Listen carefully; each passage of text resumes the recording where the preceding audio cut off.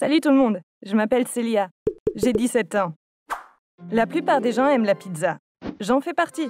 Mais malheureusement, ma relation avec la pizza est plutôt une obsession. La pizza est la seule chose que je mange au petit déjeuner, au déjeuner et au dîner. Vous pensez peut-être que je mange différentes sortes de pizza à chaque fois, mais ça n'est pas le cas. Chaque jour, je ne peux manger que comme ça. Pizza au fromage le matin, pizza aux champignons le midi, et encore une pizza au fromage le soir. Impossible pour moi de manger une pizza aux champignons au petit-déj ou encore une pizza au fromage au déjeuner. Le problème, c'est que je suis extrêmement difficile en matière de nourriture. Je suis difficile avec la nourriture depuis toute petite. Et quand je dis difficile avec la nourriture, ne pensez pas à la fine bouche classique. Par exemple, certains n'aiment pas les tomates. D'autres ne mangent jamais d'œufs. Et d'autres encore ont la nausée rien qu'à la vue de la viande. C'était pas comme ça pour moi. La liste de ce que je mangeais pas était plus longue que celle de ce que je mangeais. Par exemple, pendant 4 ou 5 mois, je ne mangeais que des carottes. Puis un jour, j'ai soudainement arrêté et j'ai commencé à ne manger que des tartines avec de la confiture. Je ne pouvais manger rien d'autre pendant ces phases. Je voulais manger que ce seul truc que j'aimais et j'arrêtais d'en manger que quand je m'en lassais. Ma mère a dit que je tiens ce trait de mon grand-père. Je ne l'ai jamais rencontré puisqu'il est mort avant ma naissance. Je me dispute beaucoup avec ma mère à propos de la nourriture. C'est lors d'une de nos disputes qu'elle m'a parlé en larmes de son père, mon grand-père. Ton grand-père était comme toi. Il a même caché cette habitude pour ne pas nous donner un mauvais exemple. Je me souviens pas qu'il ait mangé avec nous, jamais. Même s'il s'asseyait avec nous, il ne mangeait rien. Je suis rassasiée. Savourez votre repas, disait-il. On a découvert plus tard qu'il ne pouvait manger que très peu de choses. D'après ta grand-mère, il ne pouvait manger que du poulet bouilli et des légumes cuits à la vapeur. Il disait qu'il ne pouvait rien manger d'autre parce qu'il ne supportait pas l'odeur des autres aliments. J'ai été très triste pour lui quand j'ai appris ça. Comment est-ce possible de ne manger que du poulet et des légumes toute sa vie? Mais ton grand-père l'a fait. C'est pourquoi je suis si triste de voir que tu vis la même chose. Mais en même temps, je sais que ce n'est pas de ta faute. Ma mère avait raison d'être triste, mais comme elle l'a dit, je ne le contrôlais pas. Et mon obsession pour la pizza n'avait même pas commencé quand on a eu cette conversation. Même si je traversais ces phases, je mangeais au moins des choses différentes. Malheureusement, mon cas n'a fait qu'empirer. Ces 6 dernières années, je n'ai survécu que grâce à la pizza. Je me souviens exactement comment mon obsession de la pizza est née. C'était un samedi. Mes parents travaillaient tous les deux dans le secteur pharmaceutique. Ils allaient à une conférence ensemble. Juste au moment où ils partaient, mon père s'est effondré par terre. Il tenait sa poitrine. On a tout de suite appelé une ambulance. Ma mère est allée à l'hôpital avec mon père. Tout s'est passé en un instant. J'ai regretté de ne pas être allée avec eux à l'hôpital. Je marchais dans la maison malade d'inquiétude. Quelques heures plus tard, ma mère a appelé. Comme on l'avait pensé, mon père avait une crise cardiaque. Heureusement, il a survécu parce qu'ils ont pu le soigner à temps. Il allait vraiment bien, il a fait des examens. Ma mère a dit qu'il reviendrait à la maison après avoir obtenu les résultats. J'ai même parlé à mon père un moment. J'étais soulagée par la bonne nouvelle. Il était presque midi. J'ai réalisé que je n'avais toujours pas pris de petit-déj. Comme j'étais de bonne humeur, je me suis dit « je vais manger autre chose ». J'en parlerai à maman quand elle reviendra, elle sera super contente. En regardant dans le frigo, j'ai vu 3 pizzas surgelées. J'en ai choisi une au hasard. C'était la pizza au fromage. Je l'ai fait chauffer au four et je l'ai mangée au petit-déj. J'étais quelqu'un qui mangeait rarement de la pizza. Je me suis dit « j'avais oublié le goût, c'est plutôt bon ». Les médecins voulaient garder mon père à l'hôpital pour la nuit. Ils devaient faire d'autres tests. J'ai dit à ma mère « t'inquiète pas pour moi, je vais me débrouiller toute seule ». Mais elle ne m'a pas écoutée et m'a dit que tante Julie viendrait passer la nuit avec moi. J'étais super contente de revoir ma tante préférée. J'ai décidé de manger une pizza à nouveau pour le déjeuner. J'ai sorti une des 2 pizzas restantes sans regarder et comme vous pouvez le deviner, c'était celle aux champignons. Ma tante m'a appelée pour me dire qu'elle avait eu un imprévu. Elle viendrait plus tard. J'ai donc mangé cette dernière pizza pour le dîner. C'était une pizza au fromage. C'est comme ça que j'avais préparé mon menu pour les 6 prochaines années. Pizza au fromage le matin, pizza aux champignons le midi et encore une pizza au fromage le soir. Le lendemain matin, je me suis réveillée en ayant envie d'une pizza au fromage. J'ai dit à ma tante que je voulais manger une pizza au petit-déj. Même si elle était surprise, elle n'a pas refusé parce qu'elle savait que j'étais pointilleuse sur la nourriture. Elle m'a aussi laissé manger une pizza aux champignons pour le déjeuner. Voilà mon histoire avec la pizza. Et malheureusement, elle a pris le dessus sur ma vie. Dans les jours et les années qui ont suivi, même si ma mère était très contrariée, elle a dû me laisser manger de la pizza, parce que je refusais de manger autre chose. Comme elle savait que c'était un problème qui nécessitait un traitement, elle a essayé de me faire soigner à plusieurs reprises, mais rien n'a marché. Parmi ces tentatives, la plus étrange était celle d'un psychiatre. D'abord, on a fait une séance de thérapie classique. Il m'a posé des questions pour essayer de comprendre pourquoi je mangeais ainsi. J'ai répondu sincèrement à toutes ces questions. Lors de la séance suivante, il m'a suggéré de manger autre chose que de la pizza. Ça n'a pas marché, alors il a essayé de me faire peur en me disant « Tu ne grandiras pas si tu t'en tiens à un régime alimentaire unique. Si tu ne manges que de la pizza, tu vas grossir et personne ne t'aimera plus. Tu n'auras jamais de petit ami. » Ça n'a pas fonctionné non plus. Il a commencé à me crier dessus et même à me menacer lors de la séance suivante. « Tu es une petite fille gâtée. Tu fais ça pour attirer de l'attention. Si tu continues à manger de la pizza, je vais écrire un rapport et ils te mettront dans un asile psychiatrique, » a-t-il dit. Évidemment, ce fut ma dernière séance avec lui. Quand j'ai raconté à ma mère ce qu'il m'avait dit pendant cette séance, elle m'a plus jamais envoyé là-bas. Cet homme était encore plus détraqué que moi. J'avais peur qu'il transforme son échec en une obsession et qu'il continue à me harceler au téléphone. À part ça, ma mère a fait une autre tentative de guérison bizarre. C'était créatif et intéressant, mais malheureusement, ça n'a pas marché. Ma mère avait vu à la télé une émission sur les gens ayant des obsessions alimentaires comme la mienne. Dans l'épisode, il y avait un type qui ne mangeait que des hamburgers depuis l'âge de 5 ans. Les producteurs de l'émission ont préparé un petit spectacle pour le bouleverser. Cet homme mangeait 4 burgers par jour. Ça fait 28 burgers par semaine, soit 1456 burgers par an. Ils ont chargé un camion de 1456 burgers et l'ont conduit jusqu'à la maison du type. Puis ils l'ont appelé dehors et ont déchargé les 1456 hamburgers devant lui. Ils lui ont dit « C'est exactement le nombre de burgers que vous consommez en un an. » Il était choqué et triste, il a même pleuré. Finalement, il a décidé de se faire soigner. Ma pauvre mère voulait créer le même spectacle pour raisonner sa fille. Elle a trouvé le numéro de téléphone de l'émission de télévision et les a appelés. Ils n'étaient pas intéressés, car ils avaient déjà eu un accro de la pizza dans un autre épisode. Ma mère a décidé de tout organiser elle-même. Mais elle savait qu'elle ne pouvait pas dépenser autant d'argent d'un seul coup. Mais elle n'a pas abandonné.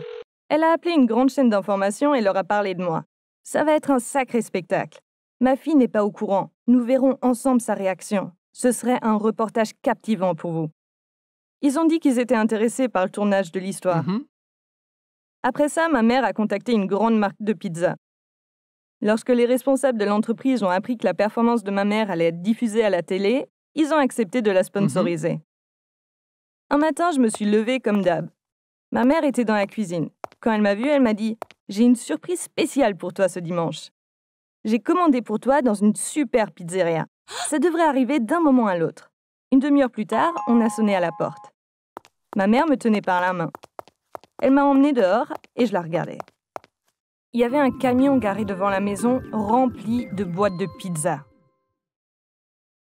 J'ai compris que ma mère préparait quelque chose quand j'ai vu un journaliste et un caméraman dans la rue. Elle m'a demandé « Célia, combien de pizzas penses-tu qu'il y ait dans ce camion ?» « Aucune idée, » je lui ai dit.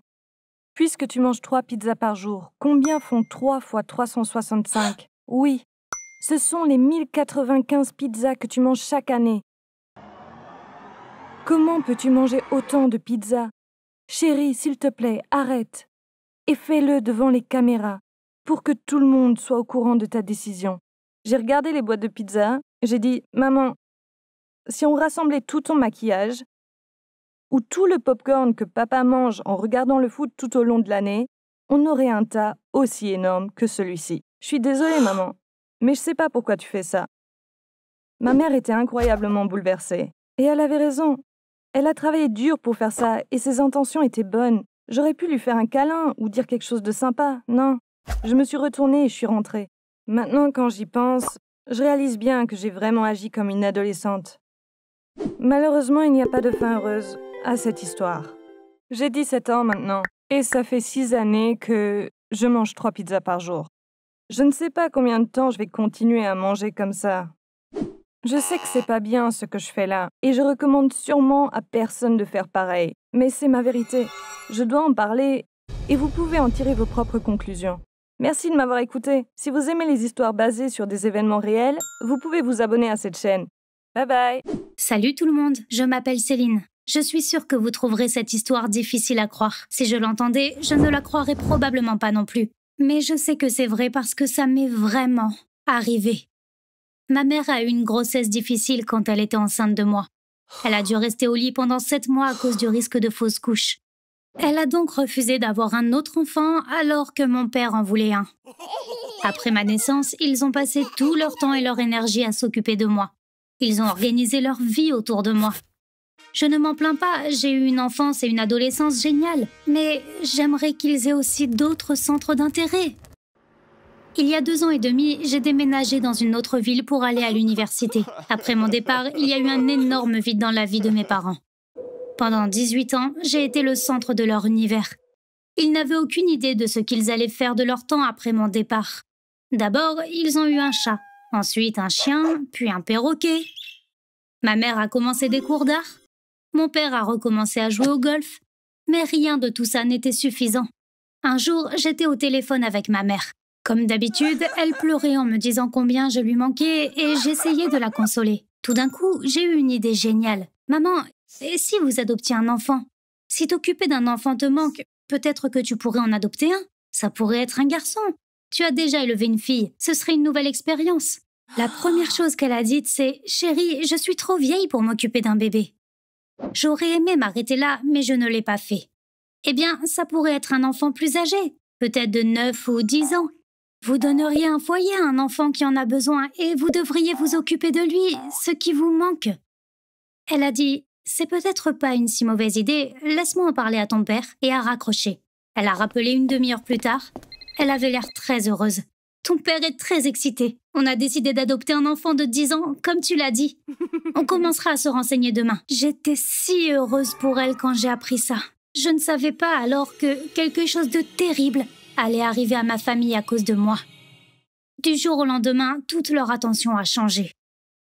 Ils ont immédiatement contacté les agences gouvernementales nécessaires et se sont occupés de l'administratif. Ils ont fait le tour des foyers d'accueil. Ils ont parlé aux fonctionnaires qui s'occupent des adoptions. À présent, chaque fois que ma mère m'appelait, on parlait de ça. Finalement, ils ont atteint la partie la plus excitante. Ils allaient commencer à rencontrer des enfants qui répondaient à leurs critères et ensuite en choisir un à adopter. Un jour, j'étais assise sur un banc du campus, à me détendre au soleil. J'ai reçu un texto de ma mère. Je l'ai ouvert et j'ai vu une photo d'un garçon mignon, mais timide, qui souriait. En dessous de la photo, c'était écrit « Salut, je suis ton nouveau frère Marius, ravi de te rencontrer. » Je l'ai immédiatement appelé. Elle était si heureuse. Quand ils ont vu Marius pour la première fois, ils ont su qu'il était celui qu'ils cherchaient. Il était si mature pour son âge. Ils ne voulaient pas rater leur chance avec un enfant génial, alors ils ont entamé la procédure d'adoption immédiatement. Mon père était si joyeux maintenant qu'il avait un fils. Il convient parfaitement à notre famille. On lui donnera tout notre amour, a-t-il dit, et je me suis mise à pleurer. Je me suis sentie si émue parce que je suis très proche de mes parents et que ça me manquait de les voir si heureux. J'ai rencontré Marius par FaceTime. Il avait vraiment l'air d'être un bon garçon. J'allais leur rendre visite après avoir fini mes examens. Je voulais apporter un cadeau à Marius. Je lui ai posé un tas de questions pour savoir ce qu'il aimait, mais il n'était pas très bavard. J'avais l'impression de le mettre mal à l'aise. Peut-être qu'il n'aimait pas parler de lui. J'ai fini par acheter un jeu que je pensais que n'importe quel enfant aimerait. Je l'ai rencontré un mois plus tard. Mais j'ai été très déçue après avoir passé du temps avec lui. Il était très arrogant, un truc que je déteste vraiment. Ce que mes parents considéraient comme un comportement mature m'énervait tellement. Je me suis dit, peut-être qu'il changera en grandissant. Le lendemain matin, il s'est passé une chose bizarre. J'étais dans la chambre d'amis parce que mes parents avaient donné ma chambre à Marius. Cette chambre avait sa propre salle de bain. J'ai pris une douche le matin.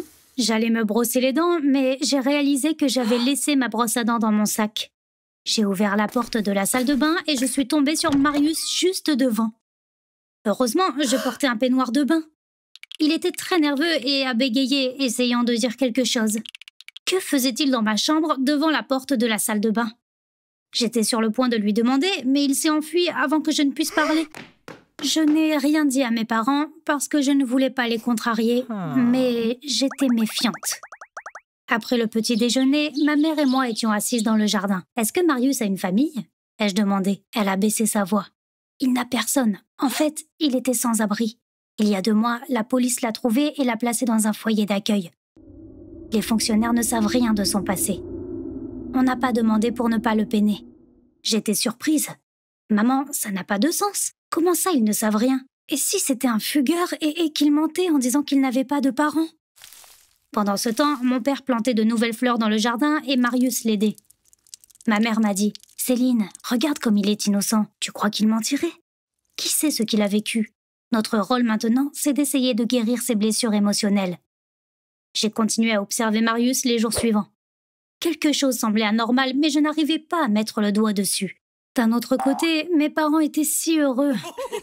J'ai donc pensé qu'il valait mieux garder mes pensées pour moi.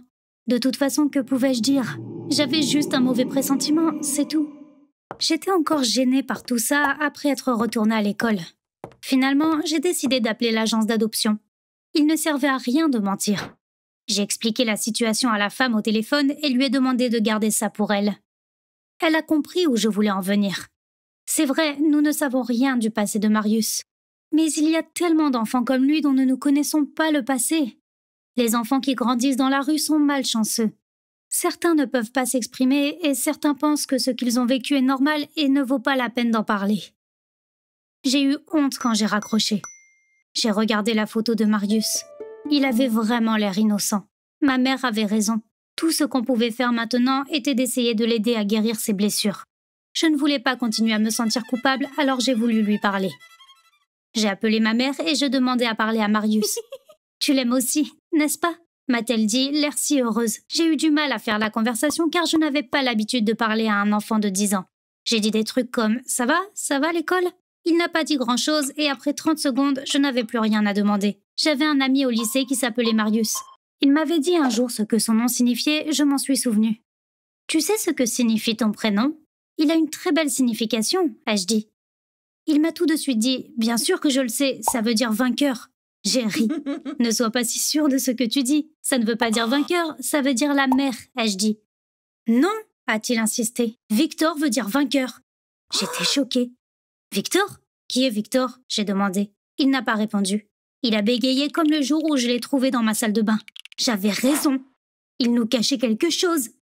Même son nom était faux. Je n'ai rien dit sur ça à ce moment-là. J'ai juste dit « Je dois aller en classe, on parlera plus tard. » Et j'ai raccroché. Je tremblais de colère. Je me suis dit « Son vrai nom est Victor. Pourquoi le cache-t-il? Que peut bien cacher un si jeune enfant ?» J'ai décidé de faire des recherches et de découvrir qui il était vraiment. J'ai pensé commencer sur Google, mais que pouvais-je chercher? Tout ce que je savais, c'est que son vrai nom était Victor. J'ai tapé Victor et j'ai cliqué sur « Recherche ». Des milliers de résultats sont apparus. Je cliquais au hasard en essayant de penser à ce que je pouvais faire. Je me suis retrouvée sur Google Images. Tout à coup, j'ai eu une idée géniale. Je pouvais importer sa photo sur Google Images et rechercher des photos similaires. J'ai transféré sa photo sur mon ordinateur. Ensuite, je l'ai téléchargée sur Google Images et j'ai cliqué sur « Rechercher ». Les résultats n'ont pas été ceux que j'espérais. Il y avait un tas d'images aléatoires. J'ai commencé à les parcourir quand même. J'étais presque à la fin de la page. Puis quelque chose a attiré mon attention. Un homme ressemblant à un enfant vole une bague en diamant en l'avalant. J'ai tout de suite cliqué dessus. C'était un site d'information. Une femme est allée dans une bijouterie avec son enfant. Alors qu'elle essayait de distraire le bijoutier, le petit garçon a pris une bague et l'a avalée. Le bijoutier l'a vue et a appuyé sur un bouton qui a alerté la police. La police est alors venue et a arrêté la femme et l'enfant alors qu'ils partaient. La partie qui m'intéressait est venue après ça. Lorsque la police a interrogé le gamin, elle a découvert qu'il s'agissait d'un homme de 29 ans. Apparemment, il avait une maladie causée par une déficience d'hormones de croissance. Il a cessé de grandir à 10 ans. Ces personnes sont techniquement naines, mais ont des proportions corporelles normales. L'article comprenait la photo d'identité judiciaire de l'homme. Oui, c'était Marius. Ou plutôt Victor. L'article datait d'il y a 3 ans, ce qui signifiait qu'un homme de 32 ans était chez mes parents. J'avais l'impression d'étouffer. J'ai attrapé mon téléphone en panique. Je devais appeler mon père et l'avertir. Puis j'ai pensé, mais qu'est-ce qu'il peut faire? Est-ce qu'il va le traîner à la police? Ce n'est pas un garçon, mais un criminel de 32 ans. Il pourrait faire n'importe quoi. Alors, au lieu d'appeler mon père, j'ai appelé la police. C'était probablement la journée la plus longue de ma vie. J'ai dit à la police ce qui s'était passé. Ils se sont rendus chez nous et ont pu arrêter l'homme sans incident. J'ai rendu visite à mes parents ce soir-là. Heureusement, ils étaient sains et saufs. Mes parents essayaient de se remettre de leur choc. À ce moment, ce type, Victor, était déjà en prison. On ne sait pas ce qu'il avait l'intention de faire. Soit il allait vivre ici aussi longtemps que possible en se faisant passer pour un garçon, soit il allait voler quelque chose puis s'enfuir. On découvrira probablement la raison lors de son procès. On pense que ce n'était pas la première fois qu'il faisait semblant d'être orphelin. Le procès devrait également révéler s'il avait fait d'autres victimes auparavant. Merci d'avoir écouté mon histoire. Si vous aimez les histoires vraies, abonnez-vous à cette chaîne. Bye bye!